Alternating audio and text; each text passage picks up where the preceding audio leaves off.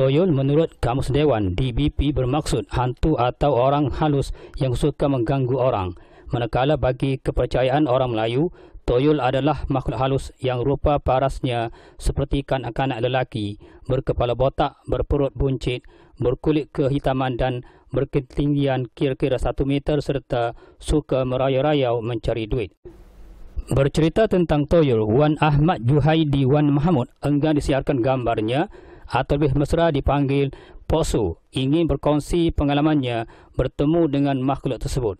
Kisah tersebut berlaku sekitar tahun 1989, iaitu ketika beliau berusia 18 tahun.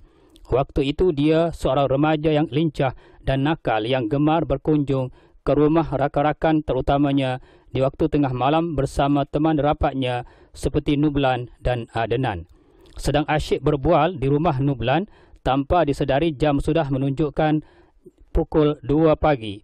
Dengan ditemani Adnan, mereka melalui lorong yang agak sempit, sunyi dan dipenuhi belukar yang agak tebal. Ketika melalui lorong sempit yang ditumbuhi semak samun dan lalang yang tumbuh subur berhampiran dengan jambatan biru yang dikenali jambatan kubur langgar, dia terpandang sesusuk lembaga seperti seorang kanak-kanak dengan ketinggian 1 meter, perut buncit dan mempunyai sepasang kaki yang agak kecil.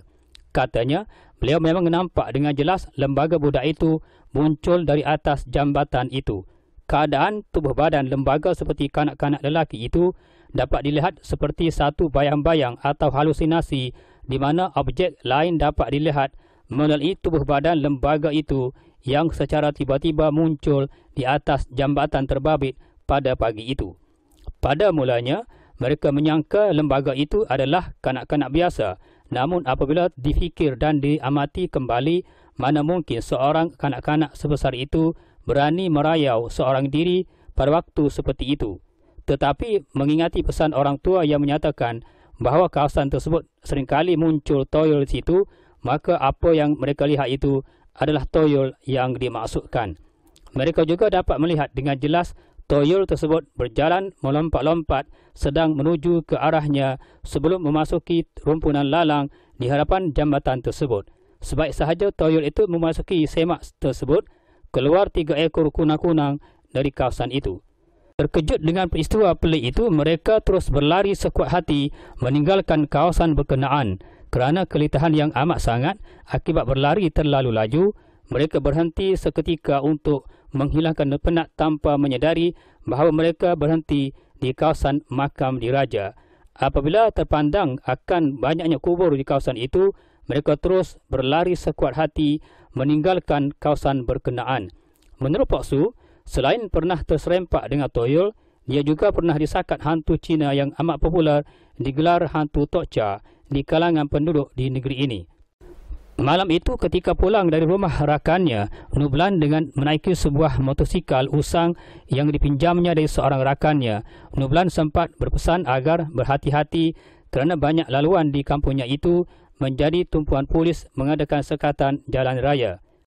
Hatinya ketika itu mula berbelah bahagi apabila memikirkan jalan mana yang patut dilalui.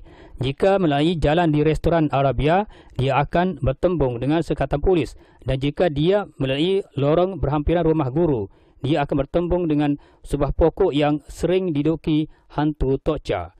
Setelah difikirkan, akhirnya dia mengambil keputusan untuk melalui lorong berhampiran rumah guru. Dalam perjalanan tersebut, dia telah bertembung dengan satu benda berbonggol seperti mayat di atas jalan. Namun, dia tidak mempedulikan benda tersebut dan dengan berani merempuh bonggolan itu. Akan tetapi motosikalnya mati dengan tiba-tiba. Setelah berkali-kali berusaha menghidupkan enjin motosikalnya, akhirnya berjaya. Dan ketika itulah dengan tidak semena-mena, dia terhidu bau yang cukup wangi yang entah dari mana datangnya. Setelah diamati, bau itu datangnya dari sebatang pokok di sebelah kiri jalan yang pernah dilaluinya. Dan ketika melalui pokok besar itu, tiba-tiba enjin motosikalnya terhenti sekali lagi. Malah kali ini Tanpa berlengah lagi, dia terus turun dan menolak motosikal itu sehinggalah tiba di jalan utama.